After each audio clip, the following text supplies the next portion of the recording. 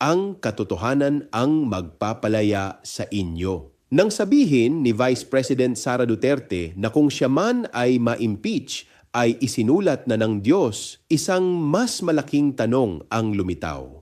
Hanggang saan ginagamit ang pananampalataya sa gitna ng usapin ng pananagutan? Hindi kailanman ginamit ni Jesus ang Diyos bilang panangga laban sa katotohanan. Sa halip, malinaw ang paalala ng Ebanghelyo, ang katotohanan ang magpapalaya sa inyo. Sa demokrasya, ang impeachment ay hindi hatol ng langit kundi proseso upang siyasatin kung may paglabag sa tiwala ng bayan. Kapag ang pananampalataya ay nagiging dahilan upang umiwas sa accountability, hindi lamang ang batas ang naaapektuhan, kundi pati ang tunay na diwa ng moral responsibility.